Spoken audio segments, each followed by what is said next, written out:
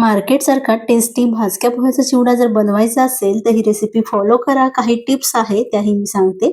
सगळ्यात आधी कढईमध्ये भाजके पोहे घालून घ्यायचे आहे व यामध्ये 2 चमचे तेल घालायचं आहे आणि 5 ते 7 मिनिटं कमी गॅसवरती आपल्याला हे पोहे भाजून घ्यायचे आहे.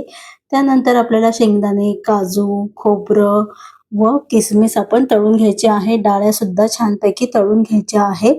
हे पदार्थ आपल्या आवडीनुसार घाला. मी इथे लसूण उभा कापून तो सुद्धा छान खरपूस होईपर्यंत तळून घेतलेला आहे. तर हा चिवडा बनवताना आपण कढीपत्ता यामध्ये घालणार आहोत, तर तो तळून घ्यायचा आहे आणि त्यानंतर आपण तो चुरून यामध्ये घालणार आहोत. तेलामध्ये ही जिरं, मोहरी घालून घ्यायचा आहे. जो कढीपत्ता तळलेला आहे तो थोडासा चुरून पोह्यावरती आपण घालून घेऊया, म्हणजे सगळीकडे एकसारखा राहतो. आणि आता गॅस बंद करायचा आहे. तेलामध्ये हिंग, लाल तिखट, हळद आणि चिवडा मसाला घालून मिक्स करून घ्यायचा आहे आणि हे आपण चिवड्यावर घालून घेतलेलं आहे. मीठ सुद्धा यामध्ये घालून घेतलं आहे आपण. आता चिवडा थंड झाल्यावरती थोडीशी आमचूर पावडर व त्यानंतर पिठी साखर घालायची आहे. छानपैकी मिक्स करायचं आहे आणि आपला चिवडा खाण्यासाठी रेडी आहे.